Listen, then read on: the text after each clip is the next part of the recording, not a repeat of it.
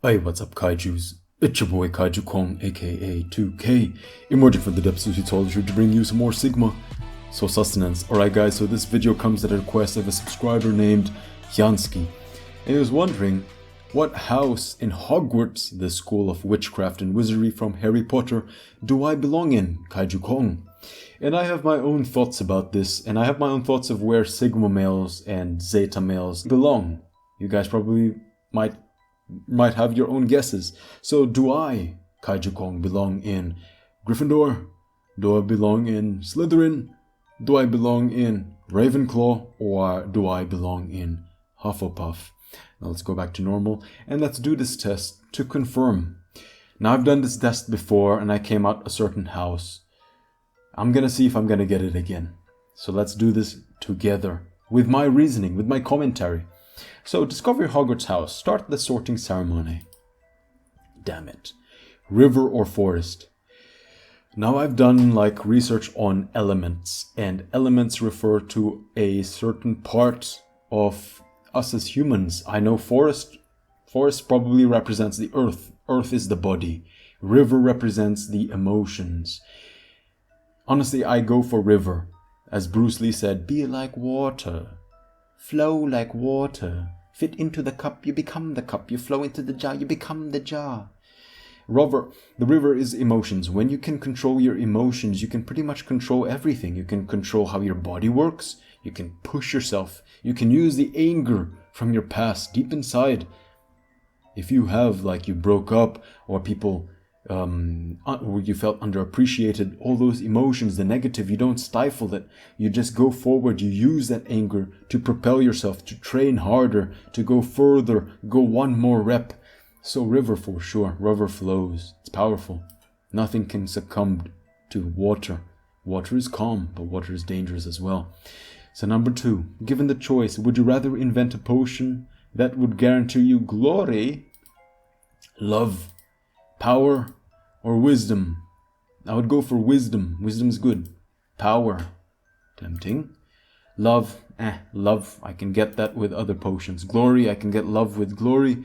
I can get love with power. And I can get love with wisdom. So that's cut out for love. Love is out of the picture. Glory, what's the use of glory? You just drink a potion and you can get glory. It's no fun. Self-confidence, self-esteem, these things that you feel deep inside. You drink something and you get it instantly. It's not, it's not sustainable. Self-esteem, self-confidence are built on things that you work for. Now the question is wisdom or power? Wisdom can get you power. And if you use power to the good, or whether you use power for the bad, that's up to you. But if I had the choice, wisdom, pretty much if you have knowledge but you never put the knowledge into action, you're gonna stay a fool, my friends. So what's the use of wisdom unused? Power is pretty much, it can be wisdom used, so power. Which of the following would you most like to study? Mer people, centaurs, werewolves. Damn, I already found my trolls. Werewolves. If you were attending Hogwarts, which pet would you choose to take with you? Cats, toads, owls. Toads out of the picture, I don't like them. Cats, feline, tiger. But owls is a sign of wisdom. I like owls. So let's go for owls. Barn owl. Tawny owl. Fuck the eyes, man. Snowy owl. The fuck is that pose? Screechy owl. Brown owl. Screech owl. I don't like making noise, so that's out of the place. Brown owl. Okay, ordinary. Snowy owl. Not bad. Tawny owl. Looks ordinary. Barn owl. Of all the owls, everyone has their eyes open. Except for the barn owl. If the barn owl can survive and can be powerful with his eyes closed, that means he is more powerful than the rest. So barn owl it is different. One of your housemates has cheated in a Hogwarts exam by using a self-spelling quill. Now he has come top of the class in charms, beating you in second place. Damn that guy. Professor Flitwick is suspicious of what happened. He draws you to one side after his lesson and asks you whether or not your classmate used a forbidden quill. What do you do? The bastard he is. What? Tell Professor Flitwick the truth. If your classmate is prepared to win by cheating, he deserves to be found out. Also, you are both in the same house. Any points B loses regained by you. You would not wait to be asked to tell the truth. If you knew that someone was using a forbidden quill, you would tell the teacher before the exam started. Of course, I'm just. You enter an enchanted... Wait, I didn't even check the other choices back then. Anyway, you entered an enchanted garden. What would you be most curious to examine first? The fat red toadstools that appear to be talking to each other? The bubbling pool in the depths of which something luminous is swirling? The silver leaf tree bearing golden apples? Statue of an old wizard with a strangely twinkling eye? The depths of sweet solitude. Which would you rather be? Liked? Meh. Trusted? Good. Feared? Envied? Imitated? Praised? Let's go for feared. Let's see where this takes me. White or black? Black. Yang. Yin or the yang? Yang. The sorting hat is ready to make its decision. Let's see what I got, guys. I got my light ready. Let's go, guys. What's going on, man? Oh, where... What do you know, guys? I'm a Slytherin. I'm not Gryffindor. I'm not Ravenclaw. I'm not Hufflepuff. I am Slytherin. Pride, ambition, cunning. So there you go, my friend. That's the answer. Pride, ambition, cunning. You probably know that some of Slytherin's most renowned members include Severus Snape. Oh, cool. And Bellatrix Lestrange. But did you know Merlin himself was a Slytherin? Oh, I think I read this before. But Merlin is cool. I forgot that he was a Slytherin. Slytherin. That's interesting. For those of you wondering which house I got a year and a couple of months ago when I first took this, I actually did get Slytherin. And before I actually that was before I understood that I was a Sigma male, and I did further research on this topic. Before that, I wanted to be Gryffindor. I was like taking the test, trying to manipulate the questions and the answers that I got, trying to point the way towards Gryffindor. And then eventually I still ended up in Slytherin. I was like, damn. And those who asked me, the girls who were asking me to take this test, they were like, oh God, you're evil. Oh, stay away from me. Oh. They were laughing. Of course, it's a joke. But they were like, damn, are you okay? Are you evil? Do you have like pain in your life? Who hurt you? And I was like, I felt like strange at the time. But then I went back home and I did further research on it. And I found out that not all Slytherins are evil. Let's get that down first at the foundation. Not all Slytherins are evil. Take a look. The example is Merlin. Merlin is a great wizard. He had pride, he had ambition, he had cunning, but he used those three to the good. Because Sigma males, the way you go to the path of the evil, the reason why you may be Slytherin is because you have some pain, you have some history in your life. This pain, everyone else, Gryffindor, Hufflepuff, Ravenclaw, they're all like, la la la la, it's a small world after all. They lived in a nice cotton candy, nice sprinkled filled world where everything is perfect. When everything is perfect, that is your hierarchy, that is your status quo. Therefore, you're more easily swayed by what is the good, what is cotton candy, no. You are not faced with the troubles, with the pains of the world. Slytherin, probably in our youth, you may agree to this. In my opinion, most Sigma males and Zeta males, at the core, those who really follow the pure description of the Sigma male, will end up in the Slytherin house. Because we have had the pain in our youth.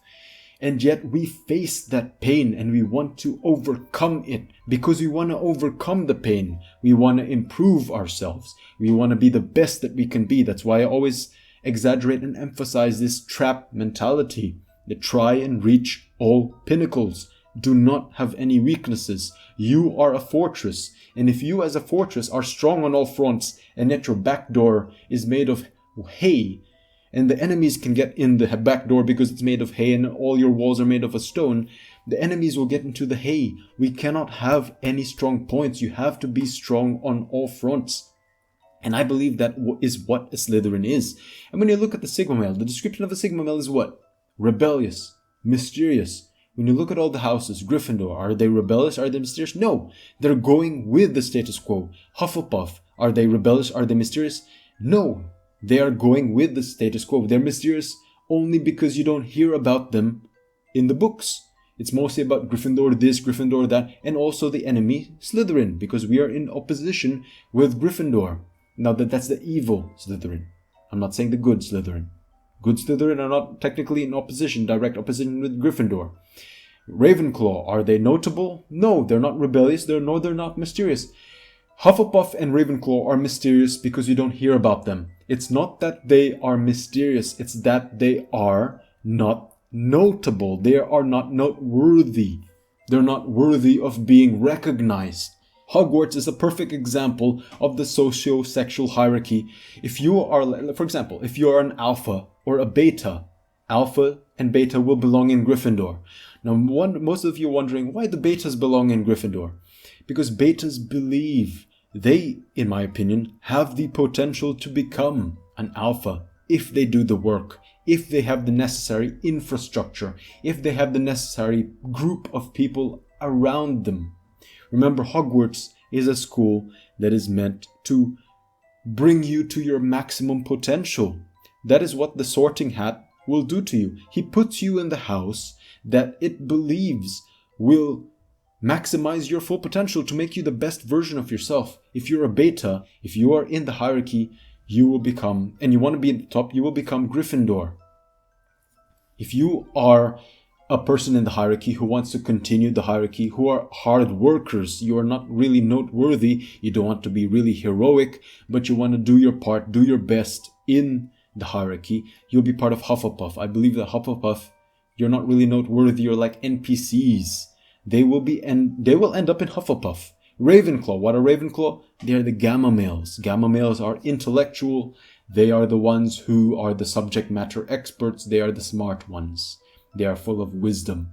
But Slytherin, what separates Slytherin from Ravenclaw? Ravenclaw, they want to be part of the hierarchy. Slytherin, they don't really give a shit about the hierarchy. When you look at the traits of a Sigma male, we are outside the hierarchy. We play outside the hierarchy, yet still win. When you look at the noteworthy houses of Hogwarts, what are they? Gryffindor and Slytherin. Slytherin is considered the enemy, yet they are equally respected, or probably even higher than most of those in Gryffindor. Yet Slytherin, they're considered the enemy. They play outside the rules. When you look at the movie, not all of the things that they do are seen. Now, most of those things are evil, yes. But then, in my opinion, as the lone wolf, you do most of your activities, or you work, you hustle, you grind, mostly in the dark, where nobody sees what you're doing. Because if people see what you're doing, they can either discourage you, they can either distract you, and maybe they can encourage you. But that is a part of the point, because you didn't need encouragement in the first place. You have pride, you have ambition. That ambition comes from within. Whether people cheer you or whether people do not cheer you, you're gonna go forward with your goals nevertheless.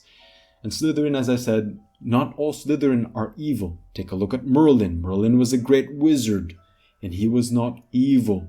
And when you look at the Slytherin house, the Death Eaters, I did my research and I know that Peter Pettigrew, that rat, that annoying, like that wizard, he was a part of Gryffindor. Not all Gryffindors are good, my friends. There are Gryffindors that are evil as well. Gryffindors are just part of the hierarchy. Slytherins lie outside of the hierarchy. Sigmas and Zetas. Zetas are those who are the true rebels. They are the dark side of the Sigma male. They're the ones who want to go against the hierarchy. And I believe those who became the Death Eaters, those who followed Voldemort, and Voldemort himself was a Zeta male. He goes against the hierarchy. He goes directly in attack with the hierarchy. Yet most of the Sigmas, think of it this way. If all Slytherin were considered evil, Slytherin would not even be part of the Hogwarts houses. They would be shunned entirely. They would either put you in Gryffindor, Hufflepuff, or Ravenclaw. But the fact that there was a house for Slytherin meant that Sigmas and Zetas are recognized to be good. There are good Sigmas and Zetas that can benefit the world if you use your pain, if you use your emotions in your past in the proper way. Now, what is the good way of doing it? Naturally, by yourself, you are weak. But if you get a good role model, if you have a good mentor, these choices that you take in life can either point you to the good, to the way of light, or they can point you to the evil.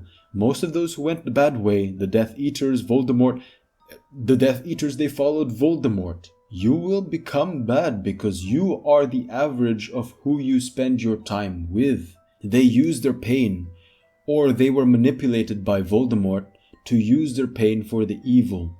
They use their pain to attack the hierarchy, which was the Hogwarts or the wizarding world. And also, if I'm not wrong, I did a little bit of research into the background of the Slytherin house. And the founder of Slytherin, Salazar Slytherin, he developed this house. He developed the teachings of this house only for those who were ready for this type of knowledge. Not all people are ready for further knowledge, further wisdom, further power. Only those who are prepared for it would end up in this house.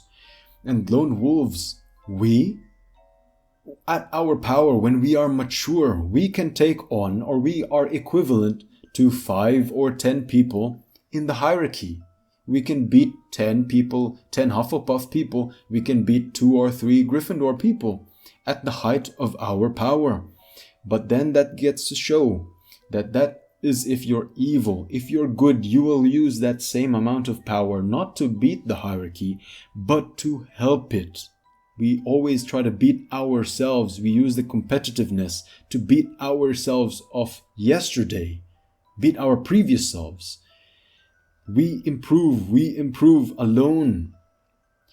And this offers a new perspective. This will offer a new product or service that those in Gryffindor, Hufflepuff, and Ravenclaw, those who stick around in the hierarchy, will never see. We offer that new perspective. We bring in that new view or that new possibility for improvement in the world.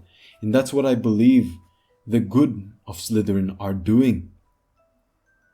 So not all Slytherin are evil, my friends, and when I did more research into it, I got more comfort knowing this. You can do more research in yourself. You can even do the test by yourself. You can let me know what you guys got and probably why. Of course, this test, these tests are never cut in stone. They are not black and white. They are not really showing you exactly what you are. I can still be a Gryffindor and maybe Ravenclaw in real life if ever I went to Hogwarts. Of course, it's a fictional place, but nevertheless, most Sigma males and Zeta males at our core, at the descriptional level, we will fit into Slytherin. So, this is an answer to your question, my friend Yansky. So that's it, my friends. If you do like this content, do leave a like and comment your thoughts down below. Comment if you tried this thing out. What house were you in? And subscribe to the channel if you haven't already. This is the channel for the lone wolves, the Sigma males out there who want to take charge of their lives, who want to improve, who may feel like you're outcasts now, but you believe in a greater destiny for yourself. Always improving, trap mentality. So that's it. Remember, we are brothers. We are separate, yes, like lone wolves, like tigers, we are solitary, but that doesn't mean that we can band together as one for a common purpose temporarily. So that's it. Do subscribe and click on the notifications button to stay up to date on what I have to post. So this is Kaiju Kong signing off. Thank you very much for joining me, my friends. Till next time, stay strong and take care.